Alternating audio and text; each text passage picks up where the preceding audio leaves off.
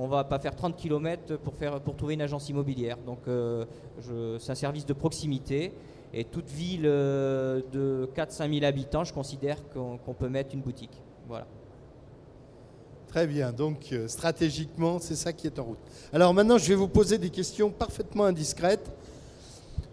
Est-ce que, alors je demande à tout le monde, puisque maintenant on vous connaît, est-ce que vous pensez que la franchise en tant que telle est quelque chose qui permet plus facilement d'aller vers la PME? On m'a dit tout à l'heure de façon directe, rassurer les partenaires. Est-ce que vous pensez que vous auriez eu les mêmes concours bancaires si vous étiez parti en indépendant pur? Est-ce que vous pouvez un peu me raconter le système de financement et la façon dont vous avez pu démarrer? Qui veut commencer? Oui, maintenant, c'est... Oui, volontiers. En plus, je pense qu'on est deux des anciens du secteur bancaire. Il y a deux aspects, à mon avis, dans votre question. La première, c'est le concours bancaire. Et donc au regard de la franchise, est-ce que le franchiseur est d'une aide là-dessus? Est-ce que le fait de créer en franchise ou de se développer en franchise peut apporter une aide? Pour moi, la réponse est honnêtement oui. Surtout quand on est dans un contexte de création.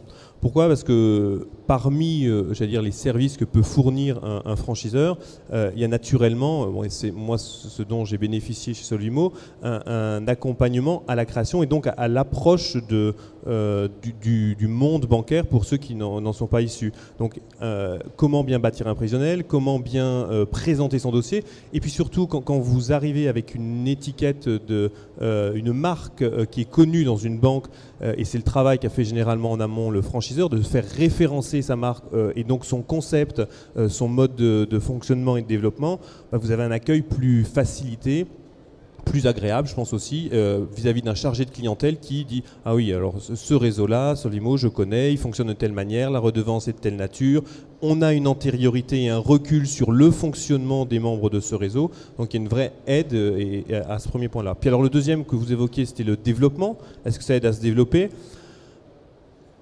Je crois que l'intégralité de nos structures sont des petites structures et donc il y a évidemment pour le chef d'entreprise un choix drastique à faire en termes de temps et si le franchiseur peut dans ce contexte-là nous apporter des services, nous amener de la matière pour nous décharger d'une partie de nos missions et donc nous aider dans le développement, c'est clair que là on a un vrai partenariat, une vraie connivence et c'est généralement, enfin je pense qu'on ne contredira pas, c'est généralement ce qui se met en œuvre. Merci. Vous avez levé le doigt. J'ai vu que vous permettez. Juste. Donc pour je vous ai torturé la première, alors je vais vous laisser respirer. Pour compléter ce que dit monsieur, je pense que ça se fait en deux étapes. La première étape, c'est lié à l'individu.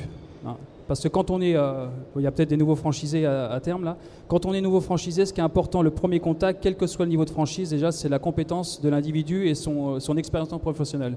Donc c'est la première étape. Moi j'ai eu la chance d'avoir déjà fait ce métier. Naturellement, la répartition liée au droit d'entrée, on va dire le taux d'endettement et les fonds propres, là l'étude elle se fait de manière différente dès lors que déjà on est de métier ou pas. Donc ça c'est la première étape.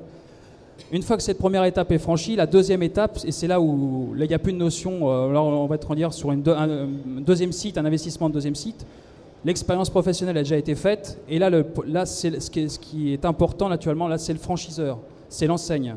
D'accord ? Donc première étape, je pense que c'est lié à l'individu, dès lors que nouveau franchisé quand même, donc la question, je peux demander la confirmation du banquier, mais la première question, d'accord, on connaît la franchise, on connaît l'enseigne, c'est une chose, mais vous, en tant qu'individu, qu'est-ce que vous valez concrètement et qu'est-ce que vous avez fait comme expérience professionnelle? Donc ça, c'est la première époque. Et la deuxième étape, je pense, sur la deuxième site, c'est l'enseigne qui prime. Ça paraît, c'est important et c'est d'autant plus important sur la répartition, sur ces fameux fonds propres et cette capacité d'endettement qu'on doit avoir sur un deuxième site. Voilà. Alors, madame, je vous ai coupé dans vos élans au départ. Je pense que si je m'étais présentée en indépendante auprès du banquier, je n'aurais pas eu les mêmes,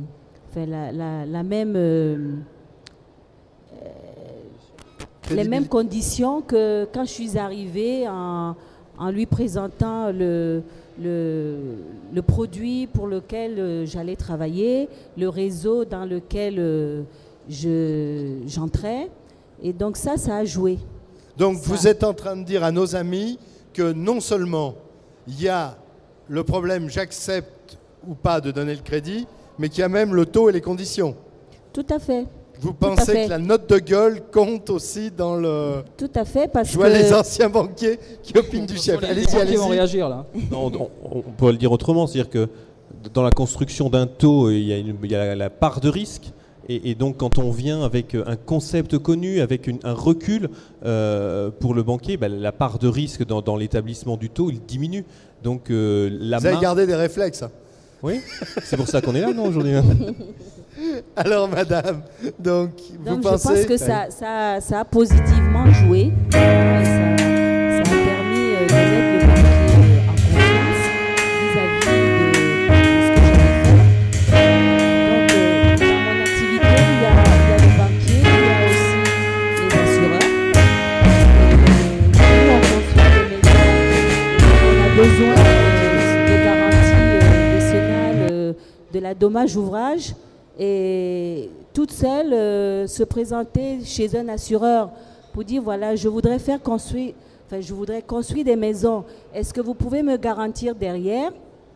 Ça allait être assez difficile. Que le franchiseur a mis en place d'un profit de meilleurs taux déjà.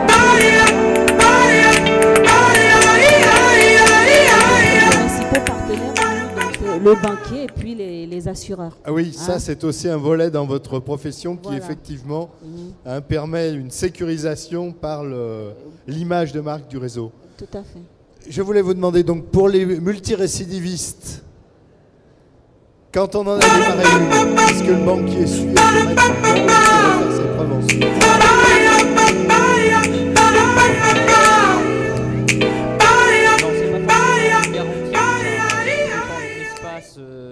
Entre l'ouverture de la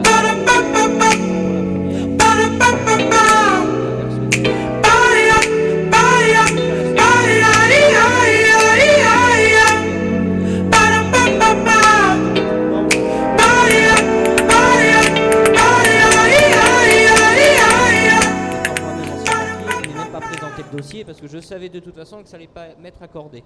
Donc pour gagner du temps, je me suis débrouillé tout seul.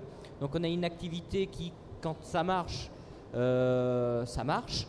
Donc on profite un peu de l'opportunité de la trésorerie qui rentre pour ouvrir le second point de vente en autofinancement un petit peu. Donc qui dit autofinancement dit galère un peu après parce qu'on s'aperçoit qu'il ne fallait pas le faire.